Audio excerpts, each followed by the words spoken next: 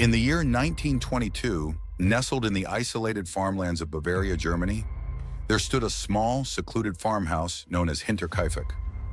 Little did anyone know, this farm would become the site of one of the most chilling and unsolved mysteries in history, a story that would haunt anyone who dares to hear it. 6 members of the Gruber family lived on this farm, far removed from the nearest town. It was a life of solitude, routine, and hard work. Yet in the dead of winter, something went horribly wrong. On March 31st, 1922, an unimaginable horror unfolded within the walls of Hinterkaifeck. The elderly couple, Andreas and Cecilia Gruber, their daughter Victoria, Victoria's 2 young children, and the maid Maria Baumgartner, were all brutally murdered. The family was found in their own home, lifeless, bloodied, and broken. But what makes this story even more disturbing is the unsettling truth. Someone was with them after the killings. The killer didn't just vanish into the night. Days passed, and the neighbors noticed something strange.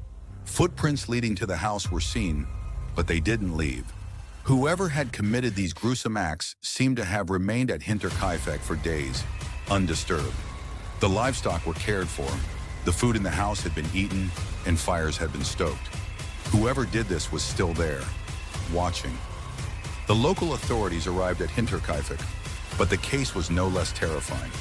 Despite extensive investigations, no clear evidence could link anyone to the crime. Neighbors and townsfolk were questioned, but no answers emerged.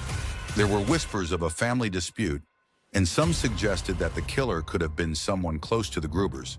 But the eerie circumstances surrounding the murders raised even darker possibilities. Had the killer been a stranger, or something far more sinister? As time passed, various theories emerged.